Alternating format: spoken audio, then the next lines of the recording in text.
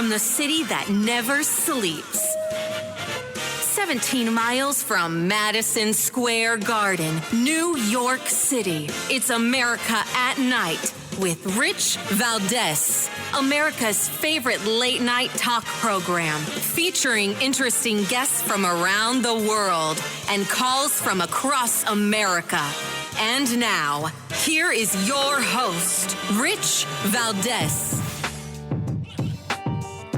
Hi there, good evening, and what's up, America? I am Rich Valdez, Valdez with an S, at Rich Valdez on all of the social media. If you want to join us tonight, it's Wednesday night, by the way, 833-482-5337, 833-4-VALDEZ.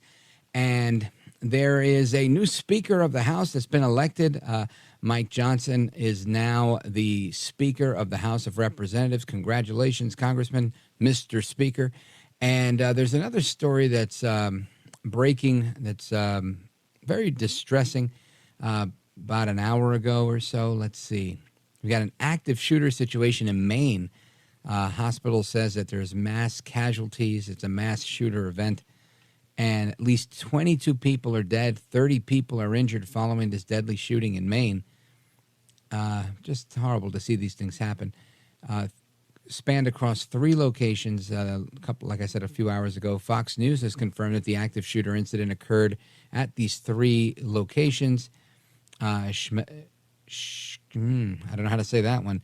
I'm going to go with Shemenji's Bar and Grill Restaurant, a Walmart store, and a place called Spare Time Recreation. There's a clear photo of this guy.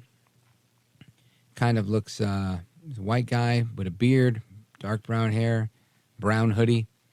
Looks like he's holding an AR-15, and he's taking aim. The Maine State Police says in a Facebook post that there is an active shooter. It's horrible. And a local hospital in Maine is saying that they're reacting to massive casualties. As of 9 p.m., the hospital said that they can't share any specifics on the number of casualties. Central Maine Healthcare is coordinating with the area hospitals. And this is one of those things, we'll keep our eye on this all night long as any additional information comes out. The shooter's driving a white crossover type of small SUV with the front bumper potentially painted black. Horrible. Sarah Rumpf is the reporter on that story. It's always very distressing to hear those things. It really is, and it's always usually even worse that most of the people in these places, they don't see it coming, and because of the situation that we have in so many states, people aren't really able to defend themselves, especially in the Northeast, which is a real shame. Anyway, there's also been some new details released on the death of Obama's personal chef. I read the story. It doesn't seem like breaking news, but mentioning it nonetheless. I don't think, I think a lot of people are waiting to hear something like, yep, Obama did it. Obama's implicated. He's the one. No, I don't see that happening. I don't see that happening at all. And there's stranded Americans that are abroad, and they say they went to the U.S. Embassy, and the embassy did nothing to help them when the war in Israel started. You've got an Anglican bishop and his wife. His name is Quig Lawrence. They had the misfortune to fly into Israel on October 7th, the day that Hamas began its horrible massacre of the music festival and all the rest of the Israeli citizens. And he was planning to lead a church tour, arriving a day or two early to be ready for it. They spent the rest of that Saturday sorting things out and finally canceling the trip. Looking to their safety, they called the U.S. Embassy for guidance. They were appalled. They said that when they asked for shelter, the embassy personnel denied it. They didn't help this particular family arrange to leave the country and even refused to give them the embassy's address in Jerusalem. That's according to Bishop Lawrence. Not cool at all. But again, that's been the norm. We saw the same thing happen during the Obama years in similar situations. I don't know what to tell you about this stuff. I tell you, I think this administration has honestly been so disappointing. So disappointing. I can tell you when I've been on vacation abroad, it was always in the back of my mind. If something went down, I'm making my way to the embassy or to the consulate. I'm trying to get inside that gate so I could be on U.S. land, so to speak. And it's just a shame that we have an administration right now that literally puts the needs of our enemies above the needs of the American people. Citizens come last. Very, very distressing, in my opinion. And, of course, I don't like Joe Biden. But I can't, I try to be fair. But this is one of those things that it just doesn't add up for me. And the hostage situation remains the same. I think we still have 222 hostages. And there's been a survey. Washington Free Beacon put this together. And the question is, should the United States send in the Marines to rescue the hostages? Well, you'd be surprised. Most people said yes. 73% of the American voters that responded to that survey said yes. Deploy the Marines to rescue American hostages held by Hamas in the Gaza Strip. It doesn't surprise me. By and large, I feel like the American people are really good people. They are true blue. Most people just want to work, do well, make enough money. Well, at least it used to be make enough money to go to Disney once a year. I think a lot of people have kind of gotten sour on Disney. But you get my drift. People just want to do the right thing. Work hard, play hard. That's the goal. Sadly, it's becoming harder and harder to do that. Somebody was telling me something the other day about something that they bought that doubled in price. Might have been one of the callers on this show or a sidebar conversation and off the air. But either way, I thought to myself, when you do something like that and you buy 10 items that are 40, 50% more or have now, completely doubled in price, how much of it can you get? Or are you just going to spend that much more money? And, the housing crisis is something, and I say the housing crisis because I believe it is a crisis. I think part of the American dream has always been to, get your foot in the door of a good company, work, make yourself a career, save some money, take care of your family, and buy yourself a home, right? You have a home, and then you have some real property, and you can give that home to your children, and it could go up in value, and they can have something. And this idea is really dissipating, right, from the notion of the American dream, I don't know, 20 years ago, 10 years ago. That was the surefire way to make it. Now you're competing with other banks that want to buy these properties, and it's difficult to compete. You go to a bank to get a loan. It's going to be hard to get a loan. Why? Because interest rates are high, and banks don't want to lend as much. And guess what else is high? Rent and property values. Those are high, too. It's incredible. I think to myself, I would personally like to relocate to South Florida. And every time I look at something in South Florida, I think, man, I don't know if I could afford to be there. It's no longer the bastion of affordable living that it once was. Things don't look good. If somebody were to poll me today and say, hey, you're better off now than you were 4 years ago, I'd say in some ways yes, in some ways no. But I think by and large, most people would say no. The world is facing a potential World War III. We've got more division in our politics than we've ever had before. Some of it's even friendly fire, but hopefully we've put an end to that, right, with the new House Speaker. And we're going to get into that in a moment with our guest. I want to talk about the new House Speaker and get some reaction to that. Plus your calls. 866-505-4626 is our legacy line that's always open and available for you. And I want you to kick back, relax, enjoy the show. I'm here with you till 1 o'clock tonight, and there's a lot to cover, so don't move a muscle. This is America at Night with Rich Valdez.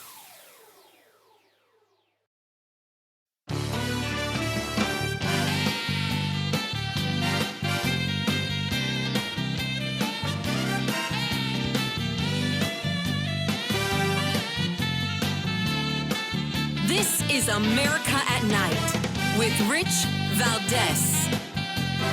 We want our allies around the world to know that this body of lawmakers is reporting again to our duty stations. Let the enemies of freedom around the world hear us loud and clear. The People's House is back in business. All right, amigos, welcome back, familia. That was the new Speaker of the House, Mike Johnson from Louisiana, after giving his address, his acceptance speech, victory lap. Congratulations, Mr. Speaker. And I want to get into that and what we can expect and a couple of other things with Ashley Hayek. She's the executive director of America First Works. She's also the author of a book, Beat the Elites. We're going to get into that in the next segment. Ashley Hayek, welcome to the program. Hello. Thank you for having me. It's my pleasure. So I want to get your initial gut reaction to what happened. Again, yesterday, I was on the air when this news broke yesterday in the first segment around this time, right? It was around 10:20, and all of a sudden, an hour earlier, Emmer had dropped out, and then somehow we hear, okay, we've got Mike Johnson. And I was like, wow, I didn't see that one coming. Did you? No, I did not see that coming. I thought we were going to be at this for a few more days. I was worried we were going to be at this for a few more days.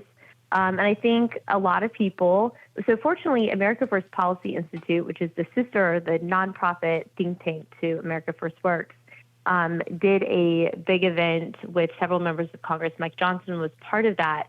So I was familiar with his background. And also he's been just a very low key defender of President Trump for a long time. So I think he was on folks' radar, but not in this way.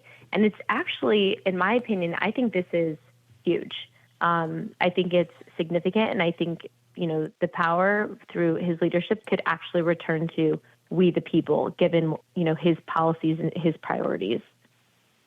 Yeah, look, I don't doubt anything you're saying. I know that I'd heard about Mike Johnson being mentioned. If Jim Jordan was going to become Speaker, there was talk about putting him up to be chair of the Judiciary Committee. I know I've seen his work in the hearings. He's been real tough on people, which is asking the right questions. But again, like you said, very low key. I just didn't see it coming. I have no bones about it. I'm just looking forward to seeing how he brings us together. And I think he might be the guy. I've always felt, and this is why I was never as hard on McCarthy as a lot of others were. And it wasn't because he was some spectacular conservative, because I don't think he is. But I thought he was a good politician, and I thought he was able to get things done, being that we're kind of split down the middle. And you've got to cut some deals in Washington. I worked in state government for a while, and whether you like it or not, and I'm a conservative, and I have a very, very strong opinions on debt and things like that. But I also realize you could turn blue holding your breath, and you might pass out. It doesn't mean it's going to happen just because that's what you want. Right. And I feel that you need somebody who has that finesse, who has that ability to get along. And you also need somebody who's a fighter and who's going to be in their face, right, and bring the fight. And it's a fair balance. And it's kind of like Trump in many ways, right? Trump is that guy. He can be really charming and very debonair, very smooth, or he could be like a bull in a china shop and get things done. But you need to get things done is the bottom line here. So I think your comment that he might be the right guy is a welcomed one. What do you think is going to be the first order of business for him? Do you think they're going to tackle this this work for the CR, funding for Israel? How do you think they attack all this work that's kind of building up in the People's House? Well, it looks like tonight they already took some action condemning what has happened with Israel. So there was a vote that took place automatically, which I think is helpful to show that, the people are back in business. It also put several Democrats on record. So I think that was a very positive thing as well. I do think that one of the things that he did that kind of set him apart, in my opinion, is that he put out a plan. And I always say, if you do a plan, you got to do a what by when. What are you going to do, and when are you going to do it by?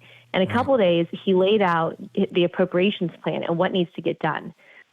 He did say he would propose a measure that would expire January 15th or April 15th, depending upon the conference consensus, to extend government funding. But he mapped out, week of October 23rd, this week, energy and water, Next week, legislative branch, interior and environment. The following week, commerce and justice and science. Following week after that, agriculture. And then he talked about, what are we going to do when we get back next year? From October to November, then December, January through April. I mean, he literally mapped this out to the end of next year. And I think that that's pretty refreshing. Not just saying, these are my policies, but these are the policies and this is how I'm going to implement it. So that was really refreshing to me. I know that he has a background. He's a constitutional attorney. He understands the system. Having served as a minor, the vice chair of the Judiciary Committee is key. He's got good relationships. He came from the Republican Study Committee, but he also is an ally of the Freedom Caucus. So I really think that this is going to be very, very positive. And the fact that there was no drama around his vote, there was none. I think that says a lot. Yeah, I agree. It's in retrospect. I didn't think this last night. Last night I said, "Oh my gosh, what's going to happen now? Will he drop out? what's the next step here?" And in retrospect, I look at it and I think, it seemed like somebody somewhere said, "Look, all right, you guys don't want Jordan, you don't want Donald, you don't want this one, you don't want that one." Emmer's totally out. He got scorched earth from Trump on Truth Social, and that was fantastic. So I think they immediately came to a decision. They said, "All right, we got to come with somebody that we agree with." And he seemed to have everybody's blessings, and everybody went for it, and it seemed to work. And I think that's a real positive step, because while I love the system working, and I applaud Gates for what he did, I also think we need a speaker, right? And we can't continue to run around like a chicken without a head. So this seems to be a really good step in the right direction. Now, with respect to that, what do you think is going to be the outcome? Do you think? Obviously, if everybody from the center to the right can tolerate Mike Johnson, it's my supposition that their colleagues on the left don't like him. Do you think they're going to give him a hard time, or do you think he's going to be able to get along? It wouldn't be Congress if the people on the left didn't give him a hard time, right? Like that's kind of the nature of Washington, D.C. I'm sure there are operatives who are digging through every single social media post. We're seeing a lot of them on X right now, resurface of things he's tweeted in the past. He was the guy that said it was unconstitutional or illegal for Nancy Pelosi to rip up the State of the Union address that President Trump gave. He had a huge role in devising the argument to keep President Trump in power, during what happened the 2020 election. And he made a constitutional argument that, the changes to the voting procedures during COVID-19 were unconstitutional. And that argument is the one that influenced 147 Republicans to vote against the certification of Joe Biden. He's got a very solid conservative, and it's not like he does things because it sounds good. He does it based in legal reason. I think that's going to be very helpful. One thing that is not necessarily mentioned on here, but I think that he will take action on it, is continue the investigation of Biden corruption in the Biden family.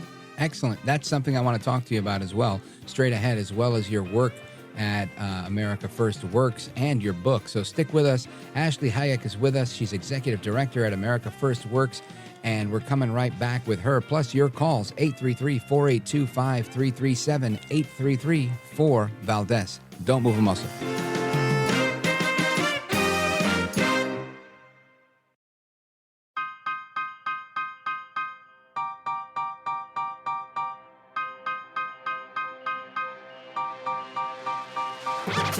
I want to listen to you, Rich, all the time. America at Night with Rich Valdez. Jimenez was talking about how the issues we have on our border are purely policy issues. They are not funding issues. And that the Biden administration has done nothing to address policy. That is false. The problem the Biden administration has is that every policy change they make is subject to a lawsuit by Republicans. So the Republicans are trying to sabotage the Biden administration's efforts to fix the issues at the border and then bash the administration while they are doing that. That is not helpful. Congressman Dan Goldman at a hearing today saying the Republicans are trying to sabotage the Biden administration's efforts to solve the border crisis. But is it the Republicans stopping Biden from his disastrous Bidenomics plan or from anything else that he's doing and his criminality? Let's find out from Ashley Hayek. She's the executive director of America First Works. Ashley Hayek, what do you think about Representative Goldman's comments that it's Republicans that are making the problem at the border worse, not the Biden administration? Joe Biden could stop the border crisis right now. He could have done it by not undoing all of the Trump policies, stay in Mexico, catch and release.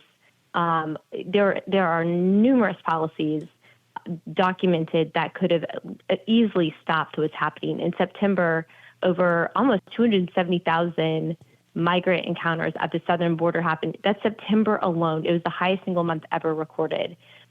They have lost 85,000 children in America.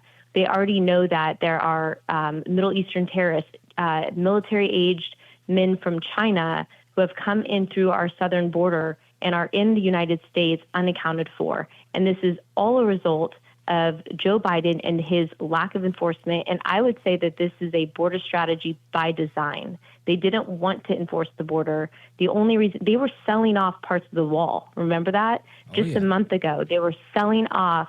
The government was selling the materials from the wall. And then they decided, because they had to fund, evidently, right before everything happened in Israel, they started, quote, rebuilding the wall through the end of fiscal year 2023. So it's a show. It's nonsense. They have literally caused this crisis in our country, and it's going to be devastating when something very, very bad happens, and they will all be complicit in it. And by the way, bad things are happening. Human trafficking, sexual abuse, child abuse, all happening at the southern border.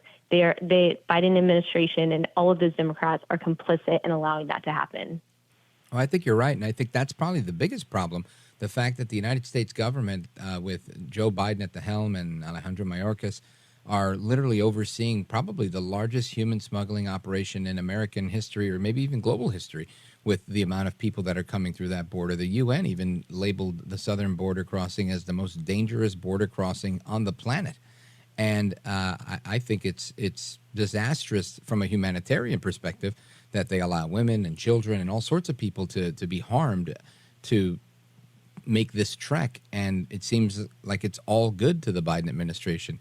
But I don't expect much more from Biden because he's a crooked politician, and he always has been. And I think that's coming to light. But I don't know. I'm a biased talk radio guy, you know. What do you think is the consensus or the pulse of the American people on the criminality of Joe Biden and this $200,000 quote-unquote loan and all of that? I think if you look across the administration, there's so much corruption, which is why his approval rating is so low and why the top candidate for President Donald Trump right now is beating him in every single poll. I mean, last night you were talking to President Trump's pollster, and he was even talking about how President Trump is beating him in all the polls. It's because of these really bad policies. It's because of the corruption. You know, earlier when we were talking about, you know, the speaker, you look at Merrick Garland, right? And you look at the Department of Justice and how they have targeted Americans across the board, how his son-in-law was selling the CRT curriculum. Parents were protesting, and he actually was Mike Johnson who made Garland explain why he targeted parents as terrorists, if you remember that. And you have Merrick Garland, who's completely complicit in all the things we just talked about. Our organization, America First Works, actually called for his impeachment because we just think it is such a humanitarian crisis. And then, yes, Joe Biden, you had $200,000 go from a corporation into James Biden and Sarah Biden's account, and then into Joe Biden's account in the form of a personal check. And Chairman Comer said, there's more. Just wait, there's more. So this is incredibly concerning. We have a president who's compromised, an entire administration who's compromised. We need major change, and we need it now. What do you think is going to be I'm a real cynic when it comes to corruption in politics because I grew up in Brooklyn and I live in New Jersey now, and I served in Chris Christie's administration. And Jersey is a cesspool of corruption in state government. And what I learned in my time in government, I can see happening in Washington. And when somebody tells me, I don't care who it is, Comer or anybody else, and God bless him for the work he's doing, that, we've got this and we've got that. I just don't see a world where Biden's really held accountable, minus maybe, not getting elected again, which would be a blessing in and of itself. But I just don't see it happening. And I know he's talking about criminal referrals, and I hope that they happen. But do you see any type of accountability coming Joe Biden's way? Not until there's a new administration. If we go back even a little bit further, the IRS investigation into Hunter Biden and all of that funding, we saw how the DOJ, he got the white glove treatment, right? Oh, yeah. They made sure that, he was warned when people would go to his house. Certain things were allowed to be looked at and then not looked at. Advance notice had to be given, allowing incriminating evidence to be removed. The things that have been proven so far are not even remotely close to any of the allegations during the Russian collusion, which all proved to be false. And there has not been any sort of indictment or impeachment effort on Joe Biden or anything pursued with the Hunter Biden and his family, the gun charge, right? Like, that was ridiculous. It was a slap on the wrist. But I do think with the new administration, there is some hope there to restore. And I think, there are organizations like America First Policy Institute that are looking at what does a day one America First administration look like? What needs to happen to the Department of Justice? What needs to happen to the Department of Education? How do you make sure that government is actually working for the people? And that anyone who goes into those offices, if you look at what executive orders need to be written. And so I'm so grateful to work with an organization like AFPI and America First Works that is literally going through department by department and auditing and looking at exactly what needs to be done, because the corruption has to stop. It is so deep. You talk about the swamp and the deep state and all of that. It's there. And so this is really an opportunity. I think now that so much of it has been exposed, there is an opportunity to drain the swamp. Yesterday, we saw some news that Biden did not file to get on the ballot in New Hampshire. And some are, the Democrats, the DNC, they say, well, no, this is just a kind of perfunctory type of thing where he doesn't have a primary challenger anyway, so blah, blah, blah. But it's just not commonplace. And they've changed the rules for this election cycle, in my opinion, to benefit Joe Biden. But do you make anything of that? Do you sense that Biden might bail out before the election, maybe a switcheroo or a contested convention where they announce somebody else as their candidate? No, I honestly don't at this point, and I'll tell you why. First of all, that would be completely unprecedented. But second of all, they're so used to changing the rules for him now. They did it all through 2020. So I don't see that as being unusual for them. I think they like to change the rules when they feel like they're not getting their way, or I don't know. But I will say I think that he's going to be their person, and I would be very surprised if they made a change at this point. But who knows? Anything could happen. Yeah, that's the truth. We see that every day. Folks, we're on with Ashley Hayek. She's executive director at America First Works, and she's also the author of a book, Beat the Elites. We're going to talk about her work at America First Works and the book straight ahead. 833-482-5337 is the phone number. 833-4-VALDEZ. Don't go anywhere. This is America at Night with Rich Valdez.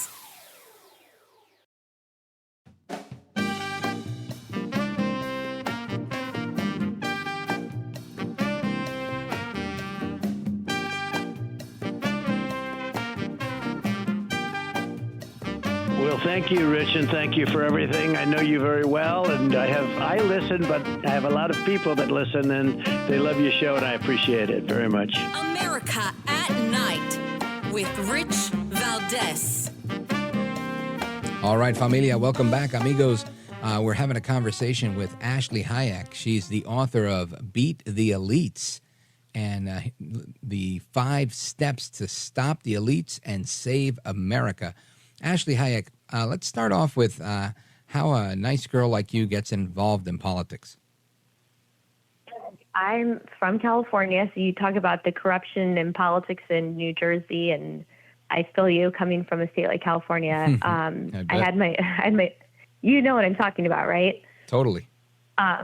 So I started a business when I was about 22 in California. I was doing political and nonprofit fundraising, and I loved it. But what I didn't love was I would work on different campaigns, get people elected, and then they wouldn't do what they promised to do, and it fell into typical government as usual. And I'll never forget, in 2016, a man rode down the escalator and kind of broke all the rules for what politics is supposed to be about. And I loved watching the campaign. I loved the policies. I loved what he stood for. I loved his family. Having a daughter like Ivanka Trump, who was so business focused and really embodied feminism, but also just hardworking, smart woman, I thought was a great example. And I was also just really inspired when the feminist movement decided to target her and grab her by the wallet, if you remember that campaign, boycott her brands. And conservatives just fought back, and they grabbed their wallet and bought all her shoes. And I was really bought into the America First movement at that point, and just how things were done so differently. In 2019, I was given the opportunity to start working on the campaign as the director of Women for Trump. And by the end of the campaign, I was running all of the coalitions. We had over 45 coalitions, 650 advisory board members, and it was an honor of my lifetime. Right after that, I was working with Brooke Rollins at the America First Policy Institute, and her whole life has been focused on policy and power to the people, and really worked at the state level. So this year, I had just an incredible privilege of working on several state level bills in state legislatures across the country. And then I got to meet with all of these remarkable grassroots activists for the past 4 years.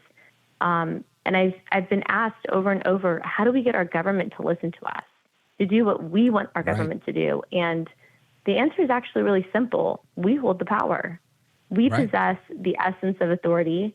When asked what kind of government we have, Ben Franklin said, a republic if you can keep it. And I think what our founding fathers envisioned was not just a form of government, but trust in the hands of its citizens, and for us to uphold liberty, justice, self-governance.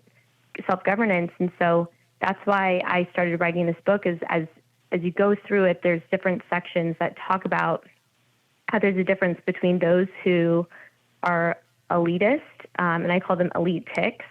So I give them a special name because they're people in power who, like ticks, live by feeding off of other people, in this case by the people they're supposed to be serving. And I break it down into how you can take action, how you can call on Congress to secure the border, how you can call, on your elected representatives. We just saw this happen in the speaker's race. When the American people said, no, I don't want this to happen, they called those congressional offices. I mean, I saw the response from the American people during the past, couple weeks, 22 days or so. And it's been amazing. So I think that people need to realize that we the people hold the power, and we need to demand accountability and get involved now to save America. Outstanding. Now, Ashley Hayek, I see that you wrote here, or a part of the description for the book is, they've been making people poorer while they get rich, taking away our jobs but never losing theirs, violating our rights while protecting their own, and putting us in danger while they remain safe and sound. And that's such a, I think, a poignant statement, because it's so true.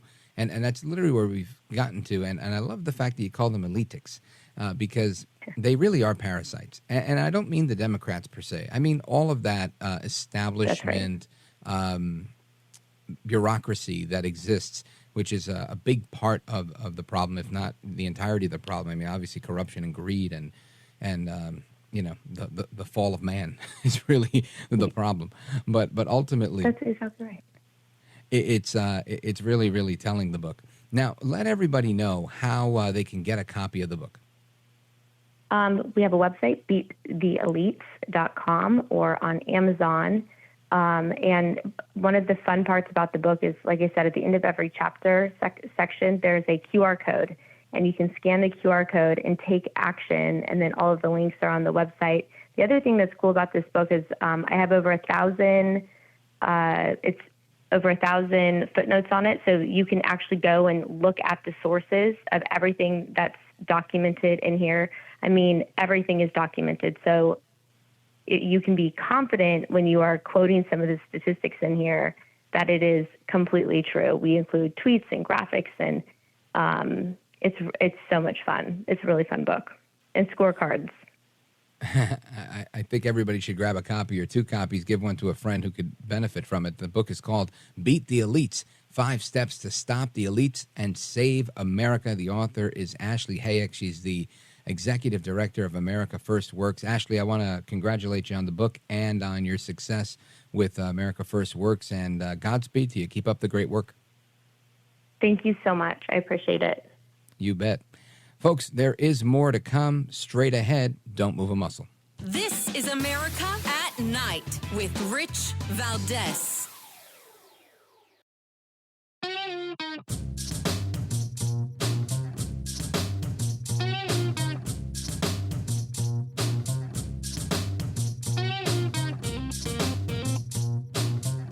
This is America. This is Night. This is Rich Valdez. All right, America, welcome back. And again, get a copy of Ashley Hayek's book, beattheelites.com. A quick update on this shooting in Maine. There's, I'm looking at some of the feeds here, and there's a lot of talk. It's all pretty much similar, though, to what we've discussed. Seeing one report that there's 22 dead, potentially more, 60 to 70 wounded is the estimates that are coming through some of the people that are on the ground there. New Hampshire State Police is helping Maine law enforcement with air support as they look for this guy. There's some reporting that says they might know the shooter's identity, but they're not releasing it just yet. And I'm just looking at some video footage of it. There are dozens of cops on the scene, as you would imagine, cordoning off, creating a perimeter. It's tragic to see that these things happen. It really is. And of course, this is going to spark a lot. A lot of folks on the gun control side of the argument that are going to come out and say, you know what, if he couldn't get an AR-15, if we didn't have guns in this country, this would never happen. And it reminded me of a caller we had last night. Really nice guy, too, by the way. I forget his name. I think his name is Ethan. I don't know where he was calling from right now. But he said, if we got rid of religion, we would get rid of violence. And, I pointed out that, there's so much violence that has nothing to do with religion. And this is an example, same way, right? You get rid of guns, you just have more sitting ducks for the guy that gets his hand on a gun. Because guess what? You might be a law-abiding citizen that can't, you maybe don't know where to go on the street to buy a gun. But you can. You can buy a gun illegally. People do it all the time. People make them out of 3D printers. They make them out of plastic. There's all sorts of things people are doing. They like to call them ghost guns in the media. The point is, that's a real thing. And taking away your right, my right, or anybody else's right to the Second Amendment is absolute insanity. And, of course, we're going to cue the chorus of folks coming in tomorrow, weapons of war, et cetera, et cetera. And I hate to sound crass. Of course, I feel badly for everybody that lost their life today. My prayers are there with those people, with their family, with the law enforcement that's on the scene. But my prayers are with this country, that we do the right thing and that we stop going backwards. Because it's my belief that an armed society is a polite society. Anyway, we're going to continue our conversation on how corrupt the media is and how they lie to us, how they help Hamas to lie to us, and so much more. So don't go anywhere. Don't move a muscle. Hour number 2 coming up straight ahead. I'm Rich Valdez.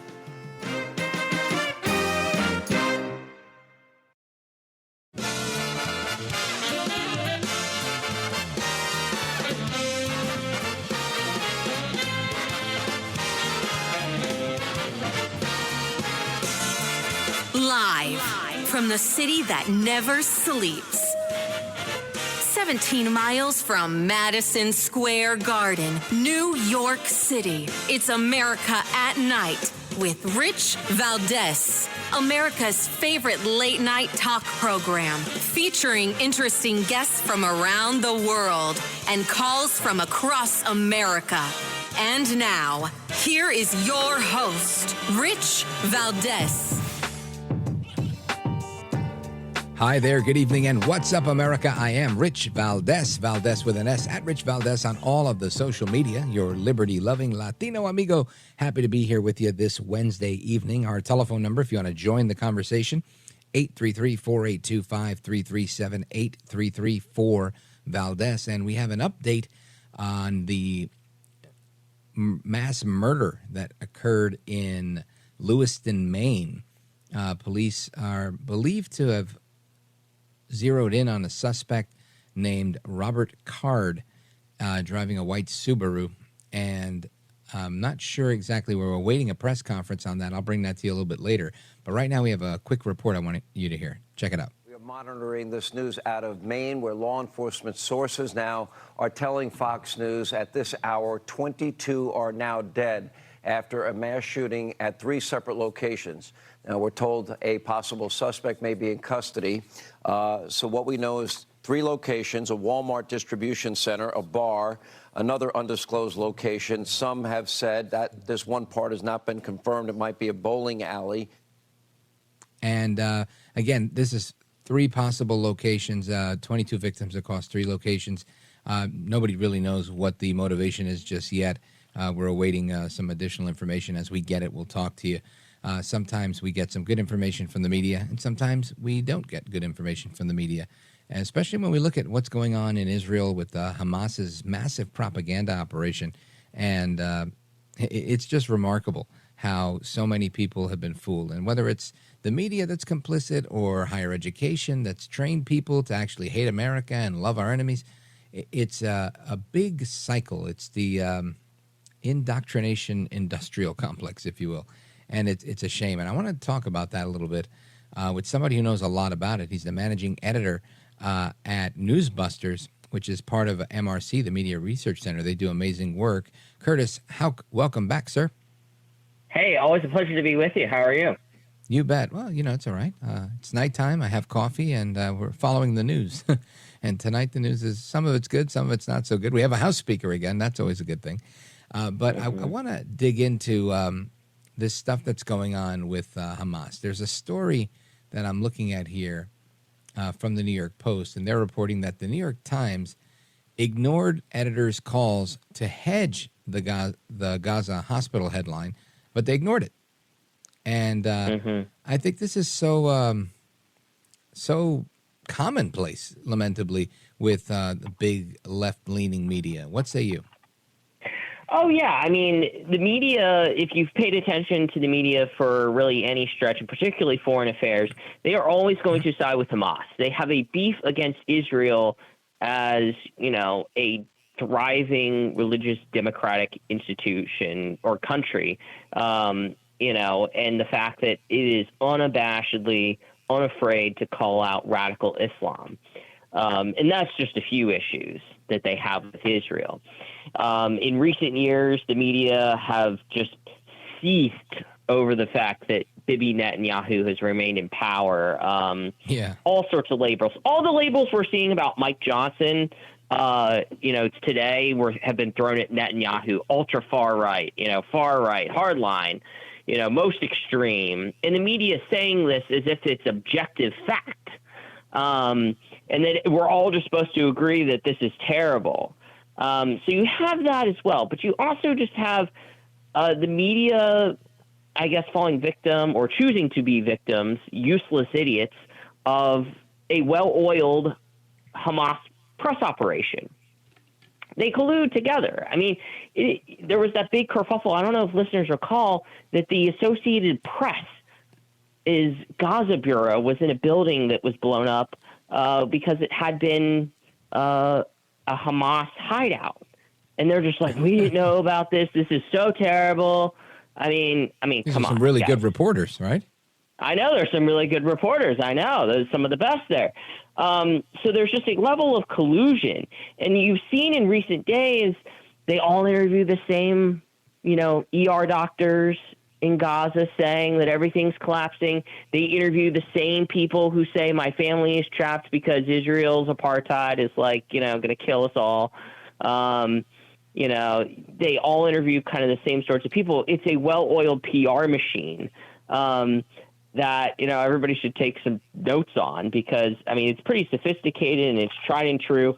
And the news media, despite admitting that, the death tolls are dubious from Hamas, they still treat them as gospel anyway, basically saying, well, even if it's not even close to that, it's still pretty devastating. So, what is Israel's problem here?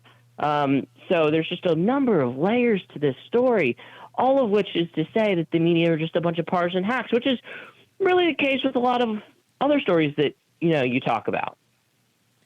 Yeah, and I think you raise a good point that I think oftentimes the media portrays Hamas as a bunch of like angry villagers that are upset about their land being stolen from them.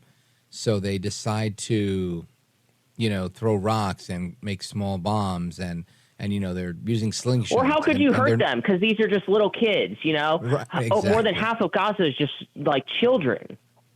Yeah, and that's the point I'm making is that, when you point out how sophisticated their propaganda operation is, they really do have a level of sophistication. They have big state sponsors like Iran, and I feel like this gets underreported. Do you agree? Mm-hmm. Oh, for sure. They'll just kind of admit to some of these things. They'll kind of just toss it aside that, yeah, right. Hamas uses people as human shields. Right. They've taken up shop in hospitals. Right. But they don't really, they kind of gloss over it. They kind of rush over it. And you say, no, hold on a second. Back up, dummies. This is the important point. It's like a kid who writes a paper and hides the thesis in the middle of the first sentence. No, the thesis, when you write a 5-paragraph essay, is supposed to be at the end of the last sentence. It's all completely out of order. Your priorities are misplaced here, everyone. And that's what you see the media do, and that's what I've been seeing the media do in the broadcast networks is they just refuse to show a level of skepticism. Like today, the IDF pointing out that, oh my gosh, yes, look at this, surveillance or aerial footage of tankers full of fuel depots full of fuel that Hamas has been using to launch rockets. They could very easily turn them over to the hospitals. We know Gaza is a very small area. We've been hearing nothing but that for weeks now. But CBS Evening News was like, we haven't been able to verify that. But yet when it comes to the Hamas Health Ministry's death tally, they were the network that I mentioned earlier that just says, well, regardless of how many people have died, it's still tragic. So you give more credence to what Hamas says versus aerial foot images from the IDF. And that just shows who you're more willing to trust. And the media acts like they're just these morality judges, judge and jury of what's moral and true. Like they don't really understand. They choose not to understand how war works. That's the other point. I think there's also something to be said for, whether you're a conservative or liberal or whatever you want to call yourself, if you have a job to report, ideally, I think you should say, okay, Hamas says that you blew up their hospital. What do you say? And I feel like that doesn't even happen. They just go, Hamas said they blew up the hospital. Here we go. And I'm looking at one of the stories on newsbusters.org, great website, by the way. And it says NPR is still holding out hope that Hamas's faked hospital story is real. And it's kind of like they're showing you their true colors. They're hoping that there's some way that they could finagle this into them not being wrong. Right. Yeah, the hospital story in and of itself is just an absolute trip. And how they just completely just took the line and they refused to really offer any sort of corrections. This is the thing that, the Brian Stelters and Jim Acostas of the world would say for years and years under President Trump. Well, when we get things wrong, we correct them. Oh, do you though? Do you? The New York Times kind of offered that mea culpa that like we should have been more careful. Oops. Editor's note the other day. But other than that, you're not really seeing these on-air corrections. They're just moving right along as if they play no role in fomenting this literal and rhetorical mob, that's really just been out there. It's a shame. Folks, we're on with Curtis Houck. He's the managing editor at newsbusters.org, and we're going to continue our discussion on the media because the media got a couple of boos today in Congress for doing what they do best, which is not reporting the truth, sadly. Anyway, we're going to get into that straight ahead.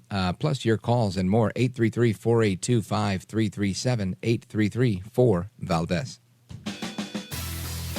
This is America at Night with Rich Valdez. Call now, 833-4-VALDEZ. That's 833-482-5337. 833-4-VALDEZ. That's Valdez with an S.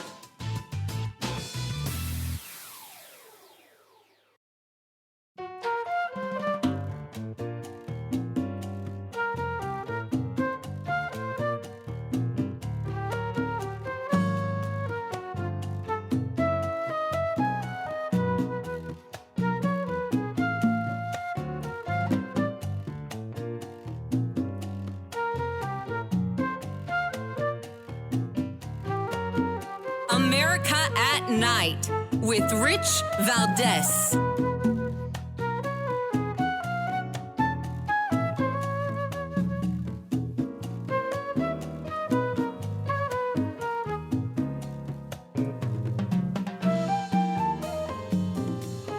Help lead the efforts to overturn the 2020 election results. Will you? Oh, gosh. Next question. Next question. All right, so that's the sound of, it was kind of hard to make out, but that's ABC's Rachel Soto at a press conference, and she got booed for telling Mike Johnson he helped to overturn the 2020 election. The reporter's saying, you helped lead the effort to overturn the 2020 election results. Do you? And Republican members of Congress, including Virginia Fox, started booing, saying, shut up, next question. Which I wish you could have heard it. It's great. I was glory. But it didn't stop there. It continued. CNN's John King says that the Republican Party as a whole is anti-democratic and anti-free press for booing ABC's Rachel Scott. Listen to this. Congresswoman Fox said, shut up. Right, shut up. It's anti-democratic. Yes. They are anti-democratic. They simply are. That's a fact. And they're anti-free speech. They're anti-question. They don't like questions that they don't like. They don't want to answer questions that they don't like. Well, sorry. Welcome to America. That's the great charm of the American experiment, that we ask questions, that people get to ask these questions. So that's John King. And I got to say, it's a really rich statement that he makes, saying they don't want to answer the questions. They don't want to answer when you have a president who doesn't even show up for press conferences, barely. But I want to get Curtis Houck's reaction to this. Curtis Houck is with us. He's managing editor of Newsbusters. Curtis, what do you make of that comment from John King? I mean, it's just so pathetic. This is a guy who was kicked out of Inside Politics. My boss, Tim Graham, thinks it was because he was a DEI casualty. We need more women, more non-old white guys who are to be CNN hosts. So, off you go. We're going to make your ex-wife the host and Dana Bash. But his project is interviewing voters and trying to understand voters. And what he's doing here is showing nothing but pure hatred for half the country. And this goes back to CNN's arrogance that we saw for years and years and years, Rich, during the Trump years, where the media would say something like this, and they would get all high and mighty and puff their chest as if to say, we are the American people, we are America, we are the First Amendment. And if you criticize us, that means you must want us dead or something, and you're going to get us killed. And to that I say, well, we all have First Amendment rights and free speech rights, and we have a First Amendment right to say you suck. Yeah, it's so funny. It reminds me of Dr. Fauci saying, I am the science, right? It's this. It's Dr. Palpatine in Star Wars saying, I am the Senate. And you're like, oh, please. Yeah, the arrogance. Exactly. Yeah, so I find this funny because they seem to take such offense. People make fun of me all the time. People say, oh, you're a right-wing this, you're that, I get all sorts of criticism, and I laugh at most of it. Every now and again, I might fire back at somebody, but it's kind of part of the job. And I don't understand how these guys that make way more money than I do, what do they care, right? They get booed, and they're like, oh, my gosh, it's the end of the world. Come on. Not everybody's going to like your reporting. You're a reporter. That's how it is sometimes. Why do you think there's such a sense of self with taking offense to being booed? They have such thin skins.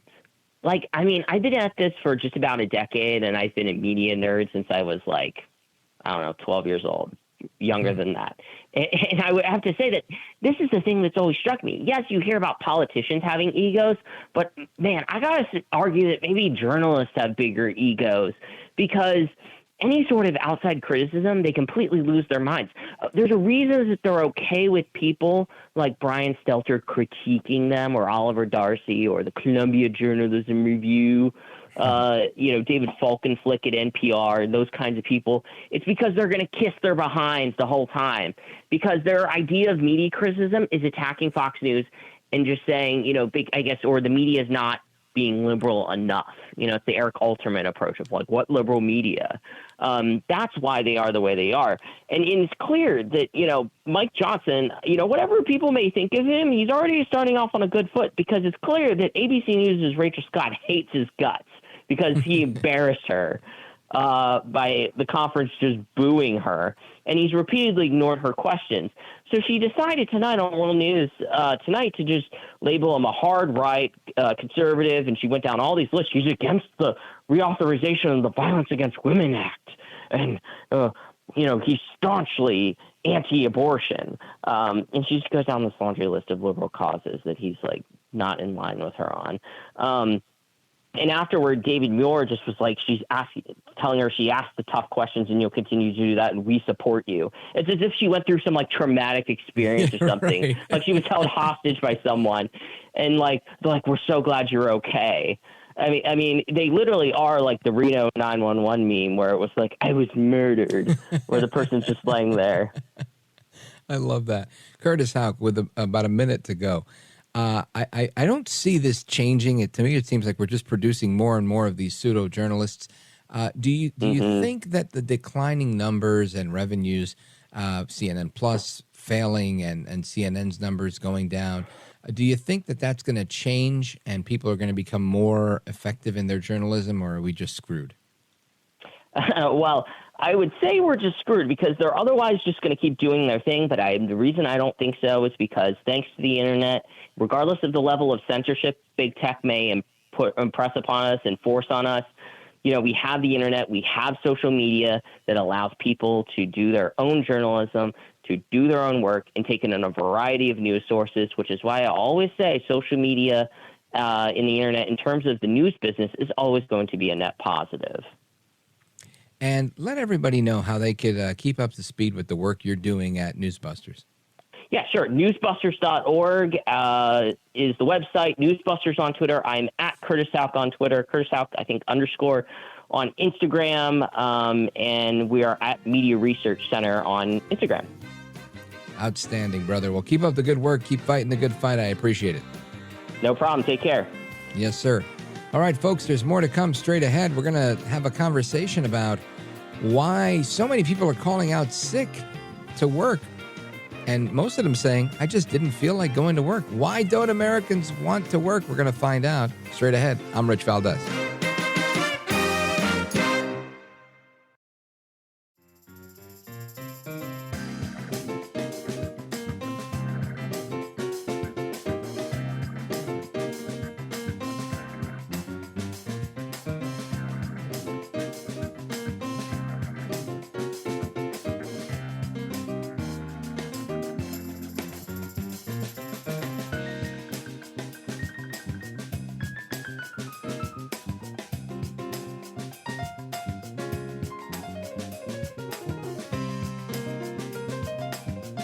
Mr. Call Screener, who is a budding radio star, by the way.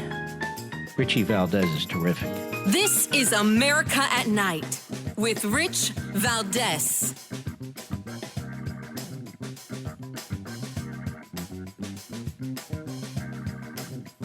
All right, America, welcome back. I'm going to talk about employment a little bit because there's a bunch of news stories on that.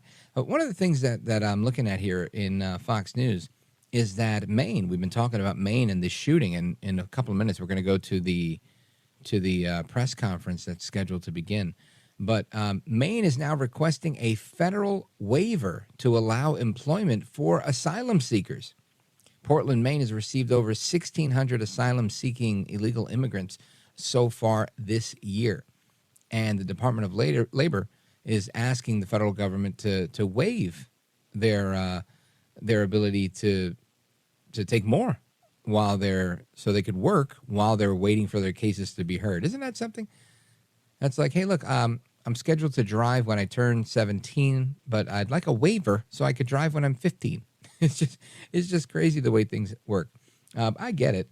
They want people to be able to work. The problem with that is the next step is a license, and then from the license, they might be able to vote. And that would be a problem of epic proportion. But the governor in Maine, her name Janet Mills, she's a Democrat. She signed this bill in May directing the labor commissioner to seek the waiver as a resource in order to house the strained illegal immigrants that are now coming into her state. And Portland, Maine, their largest city, has received more than 1,600 asylum seekers. Now, of course, that pales in comparison to the boatload that they're getting in New York and other cities. But that's exactly where we are. And there is no provision in the federal law for such a waiver to be granted. But, of course, like any other crazy idea that comes from the left, there's now growing support for ideas like issuing waivers. It's funny how they paint it as a waiver. So it sounds like, oh, it's just a waiver. It's not a violation of federal law or skirting the system or going around things. It's literally a waiver. Unbelievable.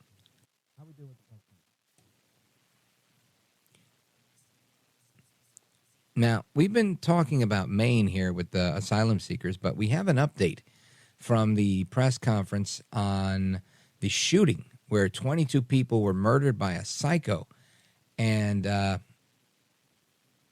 let's go to that. There's no disrespect intended in that. Feel free to ask a couple, and if I think we can get there, then I'm happy to answer those. If not, we do have work to do on behalf of our communities, and that's our primary focus this evening. There are many specific figures about casualties out there. The Sheriff Sampson told me up as many as 20. I just wanted to give you the opportunity to set the record straight on that. Yeah, I do appreciate that, and I know that there's been a lot of numbers out there. This is a very fluid situation, so the last thing I want to come up is give you a number and then 3 hours from now change that in one direction or another. So I don't have firm numbers on that, and when I do, we'll be happy to share those with you because it's an important piece of healing and it's an important piece of information for all of us to be aware of, but I don't have a firm number on that. But at least 16, right? I think I just answered that question to say that I'm not going to give you any specific numbers. And there's been a lot of numbers all over the map all evening. And I don't think that that's helpful because it doesn't help family members. It certainly doesn't help the community to see, well, they just said this and they said that. So if you want accurate information, I'm prepared to give that to you when I have it. I don't have that right now. Does the suspect have any known criminal history with law enforcement? Is he someone who's been on the radar of state police or local police, to your knowledge? Well, Mr. Card, who we're speaking about right now, is a person of interest and a person of interest only, right? I'm not listing him as a suspect at this point, and we're not prepared to go into his background or anything else that we may be aware of. One more question? You're only looking for one shooter, correct? We're looking for this person of interest right now, and that's what we'll label and list and speak about at this particular moment. When we have additional information, I'm happy to share that. So thank you very much. I appreciate that. Again, thank you for your time.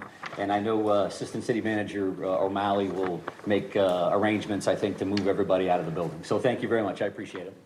All right, the manhunt continues for Robert Card, who's considered to be armed and dangerous. As you just heard, he's a person of interest in the mass murder that occurred earlier in Maine this evening.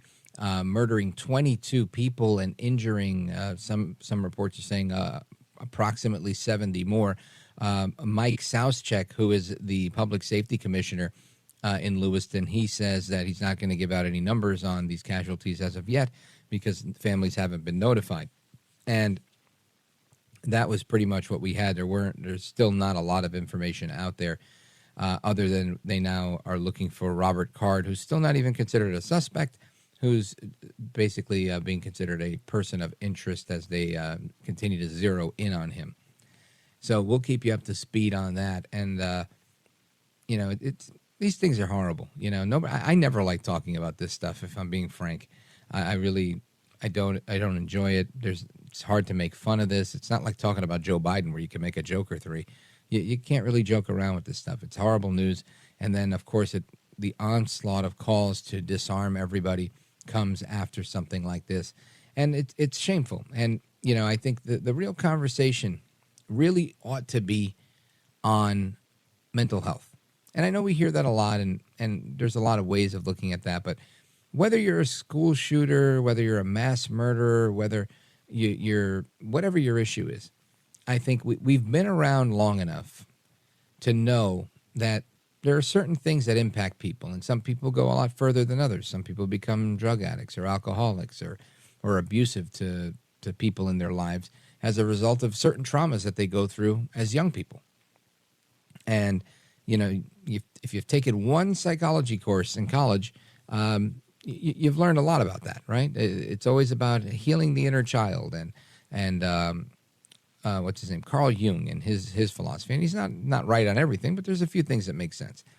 And it's funny how we've got schools, school boards, teachers unions, the federal government, everybody's involved with telling you how to raise your kid, right? If your kid's 4 years old and he wants to wear his sister's dress, well, then hold on. He must be identifying as a girl. And you got to make him a girl. And you got to stop the testosterone before he hits puberty. You've got to give him puberty blockers. You've got to do X. You've got to do Y. You've got to do Z. And yet we know about other problems, emotional problems, things that really hurt people. People that grew up and were molested by an uncle or a coach or whatever. And we know what hurts people. And these things are not as few and far between as many think. This is pretty common knowledge that people go through things in life. And we know that they go through things, right? I'm going to make the provocative statement, having been a formerly obese person. People eat because of some sort of issue, right? Well, whatever it was. For me, I ate a lot, and I didn't even know why I ate so much. I loved fast food, and I loved eating. And it turned out that I was eating things that produced dopamine. So I was eating like some people smoke cigarettes. People smoke cigarettes, and they get a dopamine fix. And the reason I was doing that was because I didn't know that I had ADHD and needed these dopamine fixes. And it felt like the right thing to do, to have Burger King for lunch and McDonald's for dinner. And maybe a White Castle as a snack, right? It sounds crazy today. But when I was doing that for years on end, it seemed normal. And it seemed normal because we don't put any emphasis on mental health or even physical health, really. Say, if you have this disease or that disease, try this, try that. I look at so many of the things that we could potentially fix in life or prevent. And, my work in state government for most of the time I was there was in something called the Division of Prevention, which later became the Division of Family and Community Partnerships. But the idea was to prevent abuse and neglect of children. And I did some work, some political work as well to advance the administration's agenda. But ultimately, they knew what was going on and how people ended up abusing and neglecting their kids. And we had that kind of rubric. So we knew if we could prevent this, if we could prevent that, if we could stop this here or at this point, we could prevent incidences of abuse and neglect. And again, is it always the government's job to do that? I would say maybe not always. I think it's the community's job. And that was kind of the role I was in, was to engage the community to be better equipped to deal with those issues.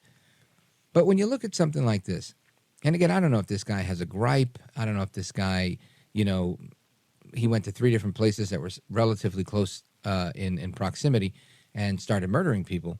Clearly, this guy's nuts. And we can't always fix nuts, and you can't always predict nuts, right? People that are psychos are psychos. But I think there should be an effort to try and help people that are nuts and say, look, you're not alone. You can do this. And of course, there's 988, if you want to kill yourself. But I think there's just not enough emphasis. And of course, and it's not even about money. I'm not saying that we need to fund these mental health programs. We just have to put an emphasis on it, which is why if you listen to this program, I talk to politicians, we talk to some entertainers, but almost once or twice a week, we bring in some sort of shrink, right? I bring in a psychologist, somebody who can give advice on relationships and things of that nature. And the reason I do that is because I think it's so important for people to work on things that in reality are simple, not easy to do, but simple in concept. Not always easy, but the idea is simple. You work through these issues. And again, maybe I'm oversimplifying or looking at this the wrong way, but I'd love to get your take on this, on all of that, everything we've discussed. So give me a call. 833-482-5337. 833-4-VALDEZ is the phone number. And, of course, if you're a first-time caller, you move right to the front of the line. If you disagree with me on something, you move to the front of the line. And, of course, if you're a regular, happy to hear from you. And as always, we're going to have Open Phone America at the top of the next hour. But I want to get your take on this because I think it's an interesting thing. Maybe it's me being utopian, thinking that we can help people from a mental health perspective if we put more effort into it. I don't know. You let me know if I'm right or wrong. Don't go anywhere. I'm Rich Valdez. This is America at Night with Rich Valdez. Call now, 833-4-VALDEZ. That's 833-482-5337. 833-4-VALDEZ. That's Valdez with an S.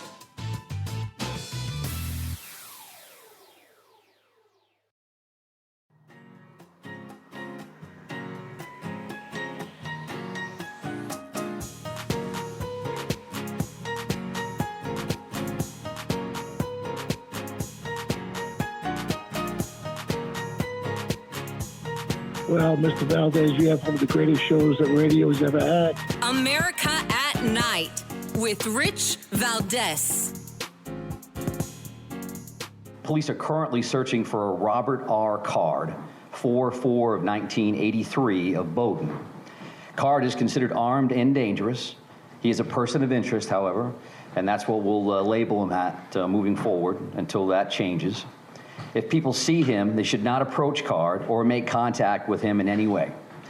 The shelter-in-place order that currently stands in Lewiston remains. A vehicle, which was a vehicle of interest in this incident, was located in Lisbon, and we are now also asking residents in Lisbon to shelter in place. So please share that information with communities as well. All right, that's police updating us on what's going on with the search for the person of interest, Robert Card. And my question to the audience was, obviously this man is a murderous person who's evil, right? He's a whack job. He's a psycho. Allegedly, I'm supposed to say. However, my question is, tomorrow we'll have discussion on why we shouldn't have guns. And we'll have discussion on we're not doing enough with mental health. And I'm one of those people. But my angle here is we already know what sets people off. We already know things, and we don't do a whole lot there. I haven't seen the Biden administration or anybody else come out and say, we want to help people. We want to provide, therapy. We want to provide whatever. It seems like it's an afterthought. It's not easy. It's easier to get a condom in high school. It's easier to get an abortion. It's easier to, whatever else. It's easier to have a sex change, than it is to find that level of support. You see troops coming back from different theaters of battle, and they come back with a lot of baggage, a lot to discuss, a lot to work through, and you constantly hear that they don't have enough funding. And not just the VA, I'm just saying generally our healthcare system is focused on, take this vaccine and do this, but nobody's focusing on people that are emotionally damaged. And this isn't anything new. We already know how this works, right? You need a father in the home, and you need parents that love their kids. And if we know that that's the formula to create a somewhat stable and confident person, why do we not do that? Why is there not an emphasis on that? Let's go to the phones, 833-4-VALDEZ. Let's go to Wadsworth, Ohio, WNIR, and check in with Connie. Hi, Connie. You're on with Rich Valdez. Go right ahead. Hi, Rich. You've hit the nail on the head about the effects that something that happens to you or that you witness or live through as a child and how that manifests itself as an adult. My comparison is I grew up I never saw any kind of violence or anything between my parents. the man that I married grew up thinking that that was normal. Right. And the first time that he went off on me and slammed me against the wall, I was like, are you crazy? My 8-year-old brother knows better than to do something like this. So, when something terrible happens to you as a child, whatever the circumstances, unless you deal with that or someone cares enough to talk to you about it and get that out, it's going to come out. You think that's normal, and it's not. I think that's an excellent point. And that's exactly it. That's what they see. That's what they know. And this is what I'm saying. It's maybe we should have, when I was a kid, I grew up seeing commercials cracking an egg, and the egg would fry and say, this is your brain. This is your brain on drugs. Right? It was real simple, but there were public service announcements about, don't do drugs. It fries your brain. And it seems like none of that is going on with regards to depression, anxiety. Everywhere you turn, every teenager in America has depression and anxiety. And I'm not saying it's false. I'm saying it's real, especially those that went through the lockdown that were 14, 15, 16 during that time, didn't even have a social outlet in school. And lamentably, we don't do anything, or we don't do enough, in my opinion, to help that situation. So we're going to continue on this topic and taking your calls. I guess I have to take a break right here, but we're coming right back. Don't go anywhere. This is America at Night with Rich Valdez. Call now, 833-4-VALDEZ. That's 833-482-5337. 833-4-VALDEZ. That's Valdez with an S.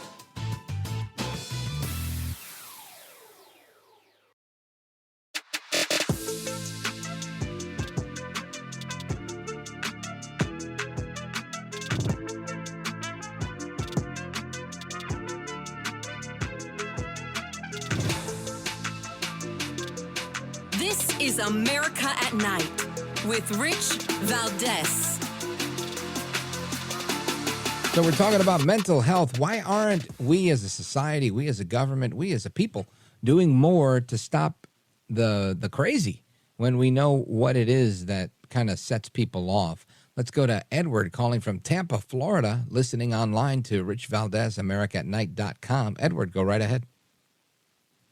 Yeah, Rich, this is one of my favorite topics, especially after COVID. Let me tell you here, society is so much rely on technology. I mean, everything from people 1 in 4 are lonely, they're having less kids. You can even tie this to intelligence, what happened over there overseas. But all these governments and even us regular people are so addicted with technology that we forgot how to communicate with people. Yeah, that's a good point. I don't mean to cut you off, but the music means I got to go. But I think you're right. We've kind of gotten caught into thinking we can have a life in our phone, in our tablet, in our computer, and we don't talk to our neighbor anymore, and we ride elevators with strangers, and we don't even talk to them. It's kind of weird. Anyway, we're going to discuss that, and we're going to continue with this conversation straight ahead. Edward, thanks for the call. Folks, Open Phone America starts right now. If you're on hold, stay right there. Coming right back.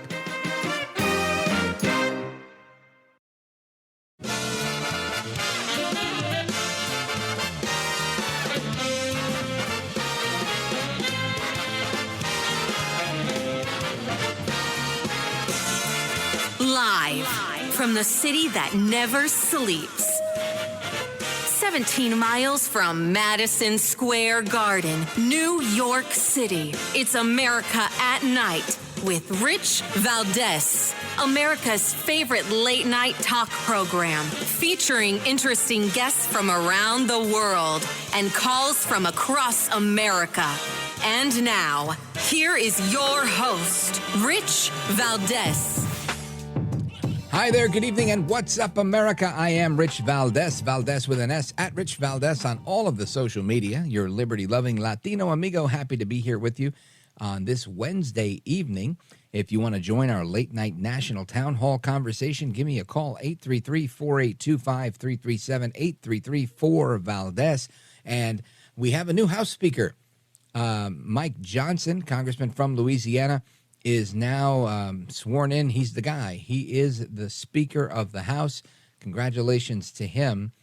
We've had some conversations about the funny business in the media. We've talked about the Speaker's race, and we're talking about this shooting, mass shooting. It's a mass murder by a crazy person. And there's a report on NBC News website by Daniel Arkin and Jason Abruzzi. And I'm going to read this to you. Maine law enforcement officials said late tonight that they're looking for a 40-year-old man named Robert Card, whom they identified as a person of interest in the fatal shootings at a bar and bowling alley in Lewiston, Maine.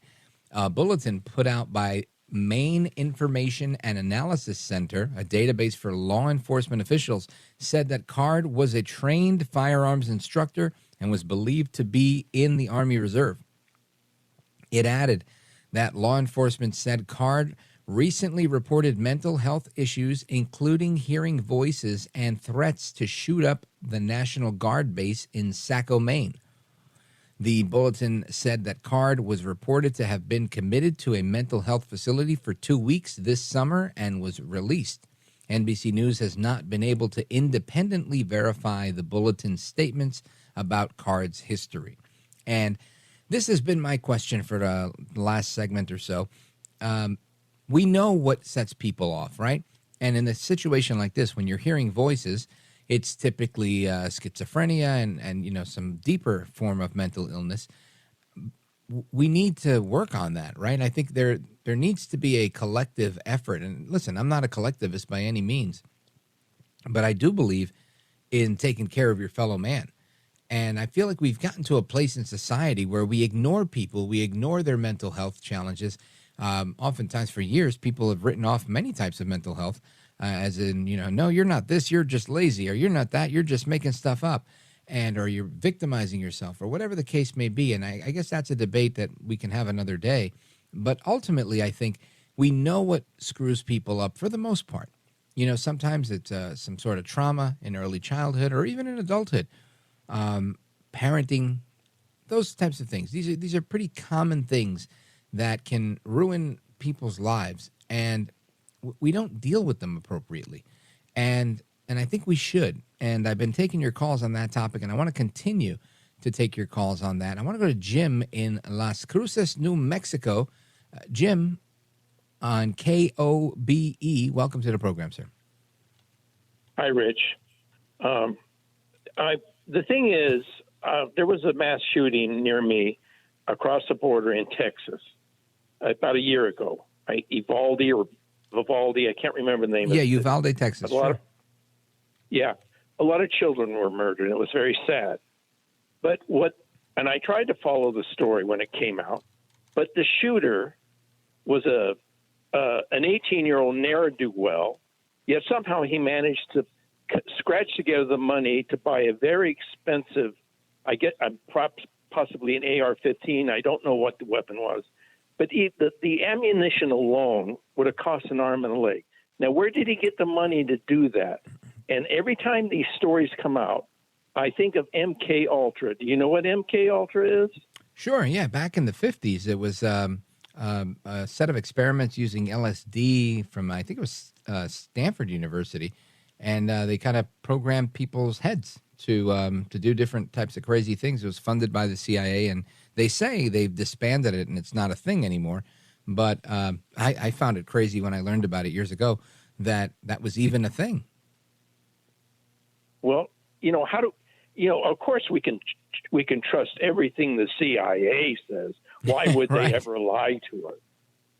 So I guess, my concern is silly, but No, I know. And you know what? Actually, I think this particular situation, based on what we just heard, that this guy was hearing voices and the voices were telling him to go shoot up a National Guard armory or whatever, that fits, right? It fits with the MO of the MK Ultra experiments that Stanford did and other universities, continued. Even in Canada, they did some of that research. I can't say that that's the case. But if they were doing that back in the 50s and 60s, I can only imagine how much better they're at it today if they were still doing that. So I don't think it's a point that's null and void. I think it's a point that people often will write off and say, no, that's a conspiracy theory. Put your tinfoil hat back on. Like anything else that people don't want to address and talk about, they just say it's fake, it's phony, it's fraud, and they move on. I say that things are fake, phony, and fraud all the time, but I'm always happy to have a debate about it because we need to talk through these things, no? Yes. Well, okay. And instead of talking about the speaker's race, we're talking about this. Do you want to talk about the speaker's race? He seems to be trying to change the subject. So I see. Yeah. Let me tell you, that went through my head as well. But again, from a selfish perspective, where during the breaks, I'm telling these guys, I'm like, all right, so finally we have a speaker. We're going to go back to the war in the Middle East. I almost missed talking about Ukraine. I'm always looking for something new to talk about. And lamentably, this is a horrible situation, of course. But it's still an interesting topic. And I think this angle that we're discussing now with the focus on mental health is one that we really need to look at. I think it's worthy of a conversation. And I appreciate you adding your 2 cents, Jim. I appreciate it. Let's continue. Let us go to, let's see, where did I want to go here? We got Wisconsin, Brooklyn, New York, Michigan. Who was on the line first? Let's go to Ann, La Crosse, Wisconsin, WIZM. Go right ahead. Good evening, Rich. You're looking great tonight. Well, thank you. You too, Ann. Thank you. Is that a new outfit you've got on? Yes, brand new. It's Michael Kors. It accents the color of your hair follicles. Thank you. And what's on your mind tonight, Ann? So, 2 things. We had some rain here today, so I got to be careful when it rains for health reasons because sugar melts, and I'm sugar and spice and everything nice.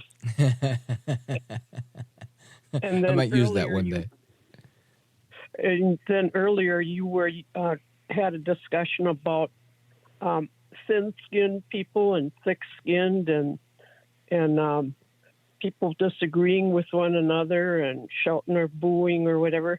So the media being very thin-skinned. So there's actually 3 kinds of people on this earth, Rich, and there are those that always look like they're smelling something funny, and then there are those that look like they found it, and then there's us. We smile once in a while. I'm part of the smiling crew, for sure. For sure. What do you think about the thin-skinned folks in the media that couldn't handle getting booed by members of Congress? Well, they're one of those people. They're in the kind that are always looking like they smell something funny, and they really can't do anything about it. It's just their nature.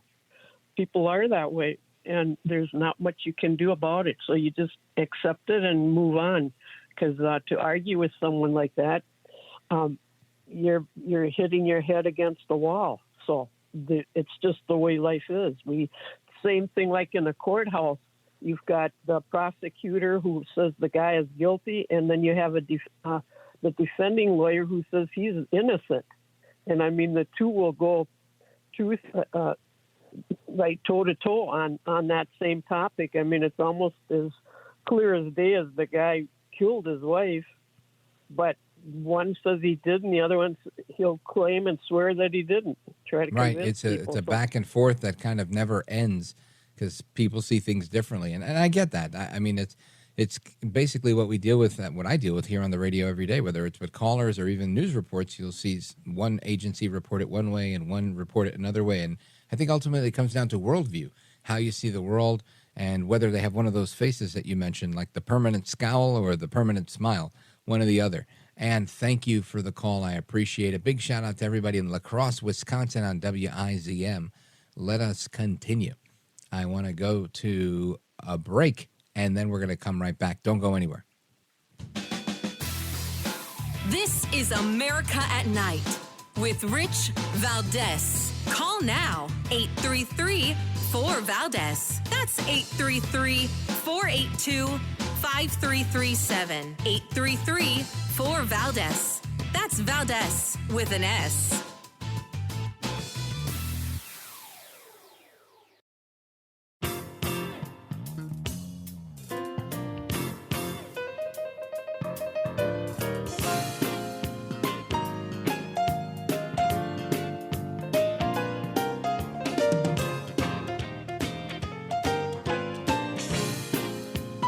America at Night with Rich Valdez. All right, familia, welcome back. America, we're talking about mental health. We're talking about the speaker's race that's finally come to an end and everything else that we've discussed tonight with the war in the Middle East and the fake, phony fraud reporting. And we've had some talk about, is this MK Ultra and was this designed to shift the media attention? I tell you, there's a lot to discuss here. Anyway, let's continue with your calls. Let's go to Andrew in Sebring, Florida, WWTK. Andrew, go right ahead. That MK Ultra thing, that really touches with me, because I truly believe that us 80s kids were completely programmed with that stuff, with the movies, the music we listened to, all these things. So many things were there to just lead us astray. And I know for a fact, I, for one, fell for it hook, line, and sinker. And I believe it does still go on these days. If you go into a club and there's certain songs that will play and certain tones that will play, and you will see people just completely change. And it's eye-opening when you see it for yourself. It's not a conspiracy. That's real stuff. They know how to play on us. Musicians have been doing it for eons now. I agree with you, bro. I think it's one of those things that is kind of like, we know this technology exists. We have no way of proving that it exists, but we see these things that are kind of inexplicable. Now, as far as the music and all that, I mean, I was born in 78. I probably listen to a lot of the same music as you. When I hear music, it brings me back to a time where I just remember the feeling of the time. So if it's in an old rap song, I remember hanging out with my boys, that type of thing. And it's usually happy. But I could see how this could affect certain people. And there's a lot of talk about, they started these experiments with LSD, but they feel that maybe it's some of the other psychotropic drugs that people use that make them more susceptible to falling into this MK Ultra type of process. I don't know the answer, but excellent point. I appreciate it, Andrew in Sebring, Florida, WWTK. Big shout out to everybody in Florida tonight. And we continue with our journey across America. Let's see. Where do we go here? Let's go down to Arkansas, Salem, Arkansas. We're going to connect with Joe, who's listening on KSAR out of Montana. Go right ahead. Missouri, excuse me. Hey, Rich, you said out of Montana. Missouri. Oh, no, I'm in Salem, Arkansas.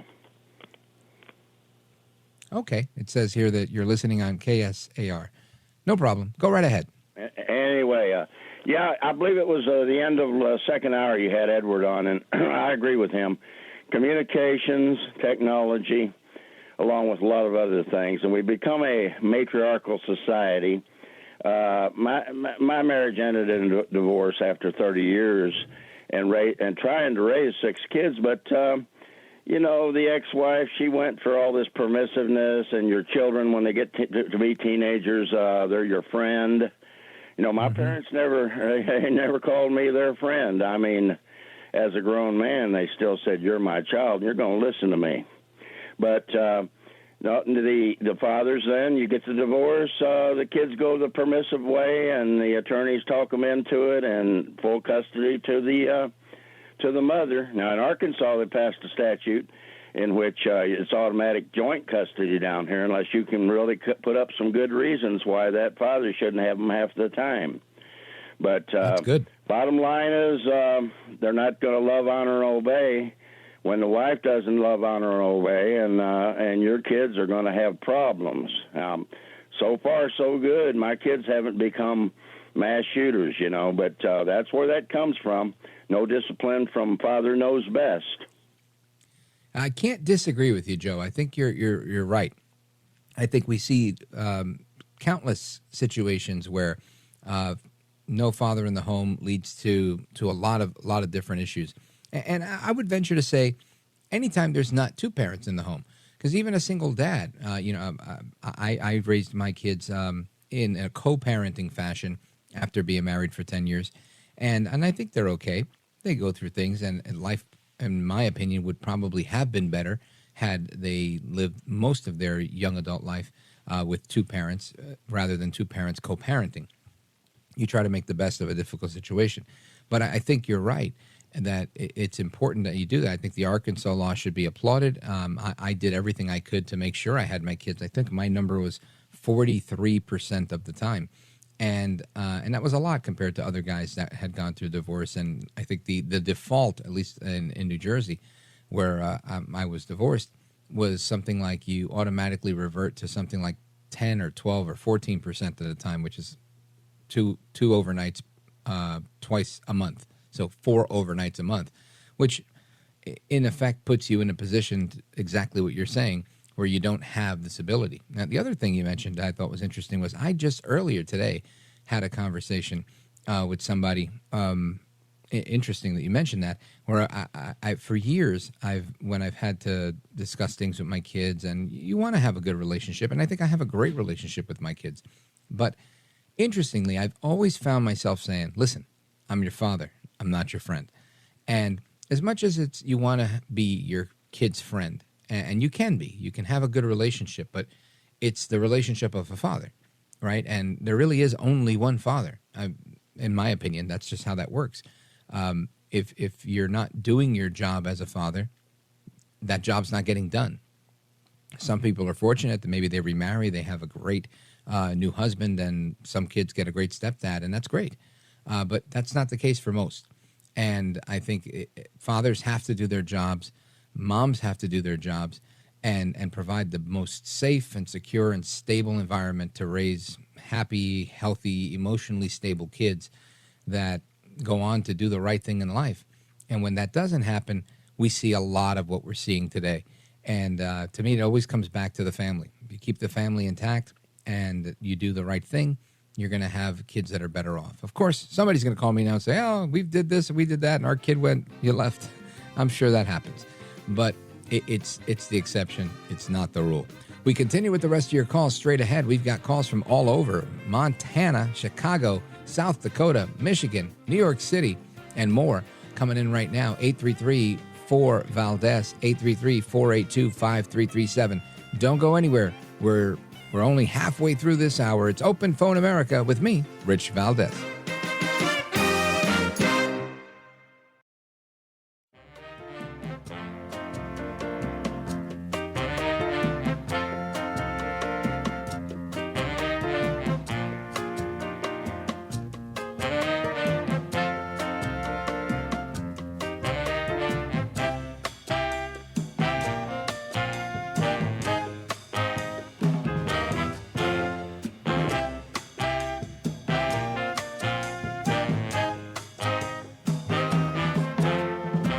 Is America at Night with Rich Valdez. Police are currently searching for a Robert R. Card, 4/4 of 1983 of Bowdoin.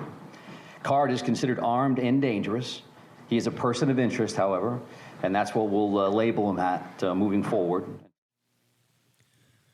Again, they're looking for Robert Card, psycho mass murderer who's murdered 22 people earlier tonight and injured, they say, dozens more, allegedly. And we've got a caller, Allison, Portland, Maine, WLOB, lives approximately 35 miles from the shooting. Allison, what's going on? I mean, it's crazy. I mean, it's even getting up to the wilds of Maine. And, you know, the thing is, this is a state with, a lot of guns and things, but that's obviously not the problem. You know, people... Usually we don't have this sort of thing. It's very, very rare. I can't think of another incident like this ever, in fact, right? Certainly not with this number of people killed. It's pretty crazy. The thing is, too, but the thing is people always will immediately start to say, got to take away everything from everybody. I don't think it's going to happen up here, even though we have a very liberal governor and everything. But it's another, my attitude is kind of, I've had a very kind of hard-scrabble life, as you kind of know a little bit of it. And, I think that people should need to get stronger and I wish there were more guards. I wish there were more people who conceal carry. In fact, too. this is a constitution. This is a constitutional carry state, so people don't even need a permit as long as they're not a criminal and stuff. Oh, that's good to know. And so, I would just, if only there were more people who might be. I mean, you never know, because this guy sounds like he was really trained, but you never know. Somebody might have been able to stop him. You never know, right? So. It's just, wow. I mean, I'm kind of dumbfounded. Yeah, I kind of really am. I can hear it in your voice that it's got to be an exasperating situation to be in, to see your community hit with something like this, when it's not like you're in Chicago where this type of thing happens. Maybe not one shooter on 22 people, but many a weekend there are 22 people that get shot in Chicago. And I'm looking at a story here, a report from the New York Post that says the mayor of a neighboring town in Lewiston, the city of Auburn, Maine, a guy named John Levesque, who says that, everybody's on board in terms of law enforcement, everybody's helping out. And then there's a quote. He says, "I can't go to the grocery store without running into someone who's complaining about a pothole. It may seem insignificant at this point, but this is what we're talking about typically, and that's how tight the community is." And he also said that this type of violence is completely unusual. And I have to agree. It's sad and it's rare and it shouldn't happen, but it did.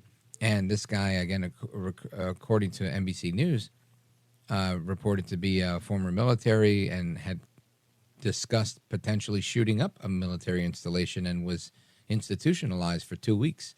On a commitment. He was committed to a mental institution.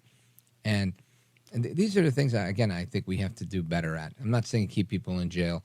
I'm just thinking we must do better in that regard. Allison, thanks for the call. Godspeed to you. This too shall pass. Let us continue. Let's go to Rob, Mitchell, South Dakota. KORN. Go right ahead. Hey there, it's Rob.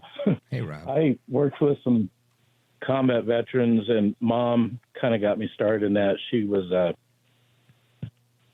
an RN, worked with mental health and combat veterans in South Dakota and Alaska. And anyway, there's so much I want to tell you, and I can't even really get a thought together. The thing I did was, I'm not a professional. I'd take them out of the institutions and take them out to the family ranch, take them fishing, and it's just like it's taken me a long time to even talk about it. I just got so emotional. I lost 13 of them.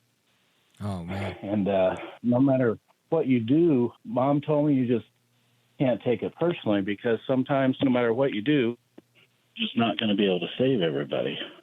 I think you're right, Rob. I have a friend who works for a private home. I think they label it a club, but it's really a mental health facility for what they specialize in is corporate executives that face serious mental health challenges, and they become members of this home, if you will, this club. And they have a ranch up in the mountains of Pennsylvania, and they have a what they call a clubhouse in Manhattan. And most of them are corporate executives that, like I said, are retired judges, just all sorts of professionals, typically high-income folks that, are facing these challenges. And that they do exactly what you're talking about. They create community with them, and they take them to different activities, and they help them to kind of get grounded again. And, combat veterans, should have that level of support from the VA and elsewhere. I mean, I think our current system of healthcare shouldn't exclude anybody that's a combat veteran, and I think in particular combat veterans should get the support that they need because they've put so much on the line for this country and for each and every one of us. And it's sad to see that this is the case, especially with this particular gentleman, going through what he's gone through. And I do have sympathy for what he's going through, and of course I'll still say he's a murderous psycho, because that's a fact as well, allegedly. And I just feel like we just need to do better. And the reason we need to do better is because we can. And when we have information like that, if somebody's saying, look, I'm hearing voices, we have to do a better job at keeping tabs on people and making sure that they get what they need. And maybe, again, it's my utopian thinking, Maybe it's pie in the sky, and we really don't have that ability. But I think in the greatest country on God's green earth, we can do better. And rather than putting so much emphasis on making sure that Leah Thomas can compete as a female, or all these other things that I would say pale in comparison to the severity of our mental health crisis in our country, maybe we should put the emphasis where it's needed rather than where we'd like to see it. And that's a message to our friends on the left. Rob in Mitchell, South Dakota, KORN. Thank you, sir. Big shout out to everybody listening in South Dakota. Let's continue. Let us go to Sarah, Bedford, Indiana, WBIW. Sarah, go right ahead. Great to talk to you, Rich. Likewise. This doesn't pertain directly to this shooting, but as far as school shootings go, I worked at a school as a janitor. Took an informal survey of teachers after one of these school shootings. They were talking about, like, where does the rage come from in these boys? And it was interesting. They mentioned a variety of things. One thing was constant reblending of families. A mom gets divorced, and then instead of staying single or keeping her dating life private, she moves in a new guy. Kids get used to him, call him stepdad, and then they divorce. Then she kicks him out. So there's instability at the home. Also, a lot of moms tend to rely emotionally on their son as a peer instead of a child. So they discuss things and burden him with things that kids really should be shielded from. There's a term for that. They call it emotional incest when that happens. And, you mentioned also something that's interesting. You said a lot of these young boys, and yeah, they are typically young men that do this, but Audrey Hale was a female mass shooter in Nashville just earlier this year. And I don't know if she's the phenomena or if she's breaking the phenomena of men being male mass shooters, mass murderers, psychos. But interesting to see how this stuff happens. And I think we have enough data that we could look at these things to help. We profile for everything. And we might as well, again, if we can say, hey, look, your 4-year-old thinks they're trans, let them be trans. If we can put effort and emphasis on that, then we should definitely be able to say, hey, look, this person is displaying the symptoms that we've seen in the last 15 mass shooters, and maybe we should fix that stuff. At least that's what I think, Sarah. No, I agree. I just think, in our country's history, we had far less mass shootings, and yet we had far less gun laws. So I'm tired of them talking about taking away our guns. Let's look at the way we raised children in the past as compared to today. Yeah. I mean, we're creating, and, as I told your screener, we've addressed toxic masculinity. We need to talk about toxic femininity. I think there's a lot of that going on in homes these days. Excellent point. Maybe that's a whole topic we can do on the show. Toxic femininity. I love it. I'd like to dig into the bottom of that as well, if we could find somebody who's a pro at that. I certainly am not, but I'll definitely do some research on it. Sarah, thank you for the call. Bedford, Indiana, WBIW. We come back to the rest of your calls and more. Don't go anywhere. This is America at Night with Rich Valdez. Call now, 833-4-VALDEZ. That's 833-482-5337. 833-4-VALDEZ.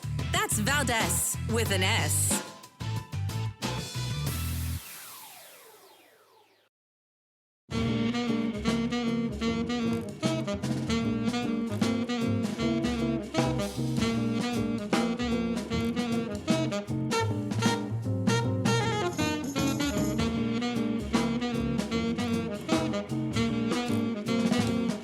I'm so glad to be on your show, Rich. It's just an amazing broadcast that I hope the rest of America listens to every day.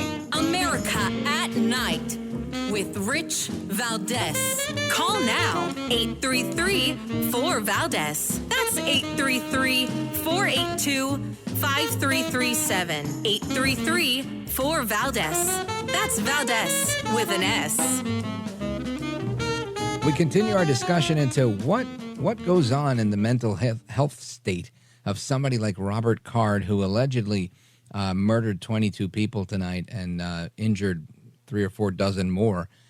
And it's a fascinating conversation. And I want to go to Israel, Amsterdam, New York on WGDJ. Israel, welcome. You're on with Rich Valdez. What's going on, Rich? How's everything? I'm good, brother. What's up with you? Not much. Listen, I'm from born and raised in Brooklyn, New York. I graduated Shellbank Junior High in 1992, man. Oh, shoot. You know, both my brothers went to Shellbank Junior High.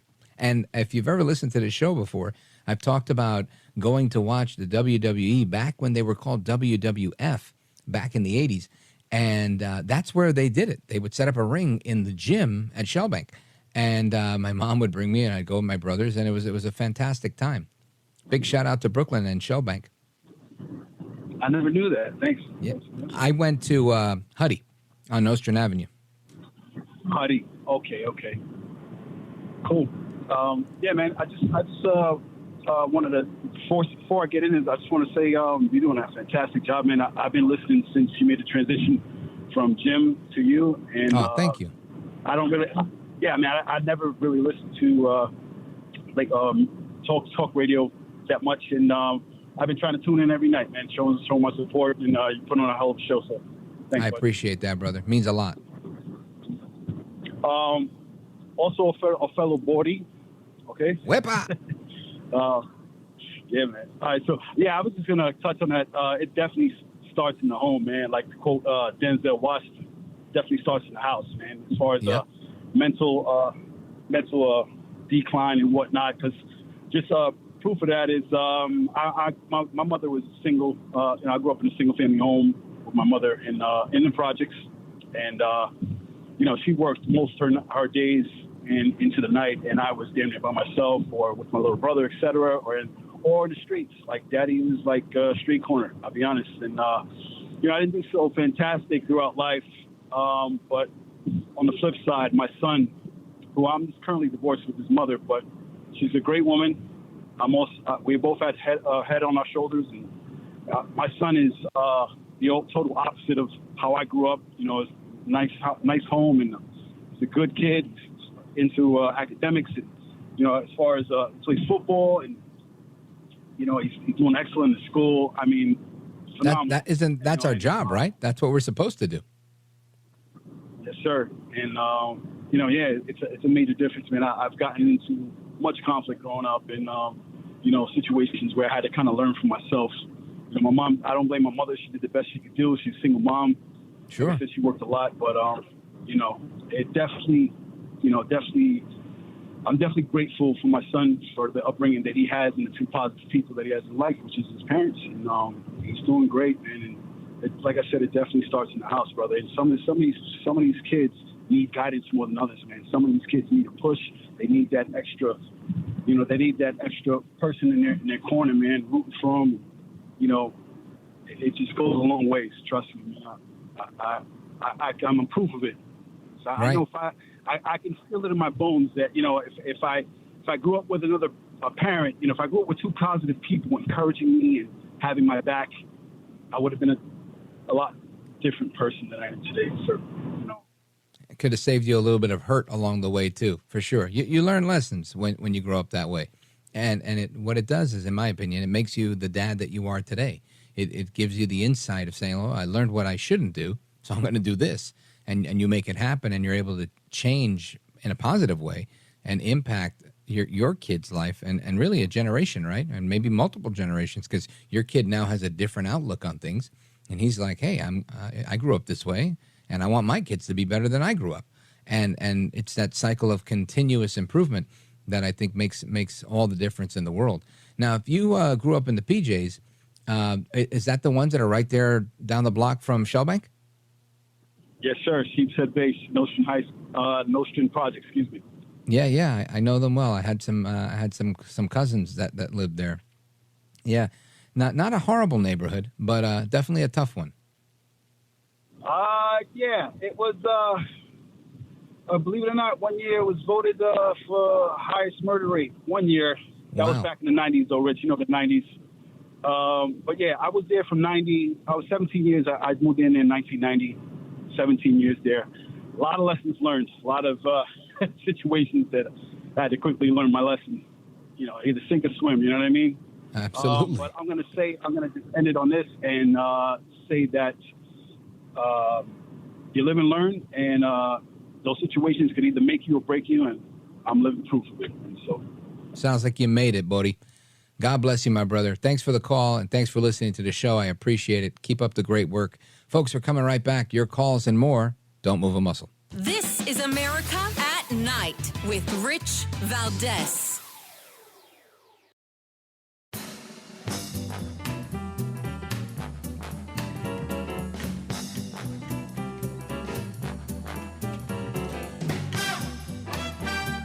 America at Night with Rich Valdez.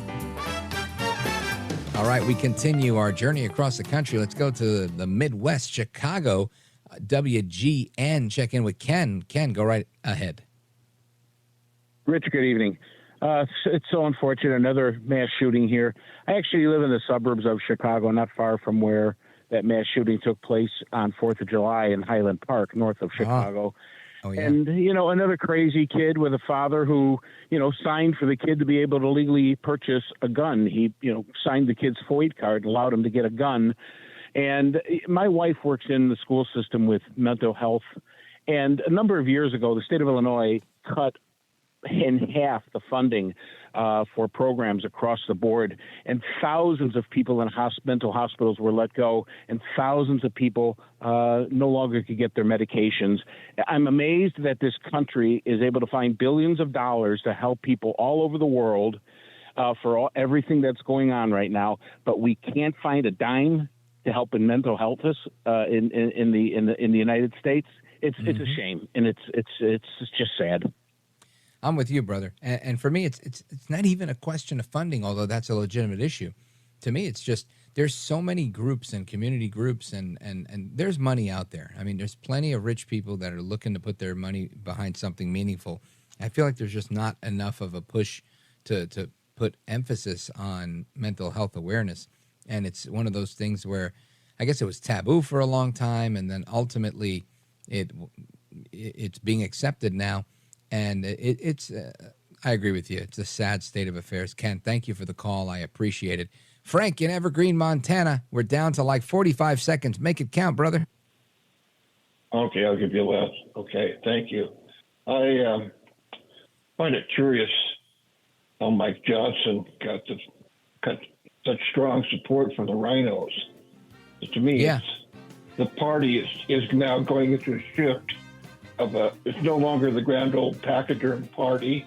It's going to be a combination of rhinos and elephants, a new species called the elephino. Elephino, Frank. That was funny. Ending on a positive note there. Frank, thank you for the call. Big shout out to Montana. And folks, take care, good night, and God bless. Hasta la próxima. I'm Rich Valdez.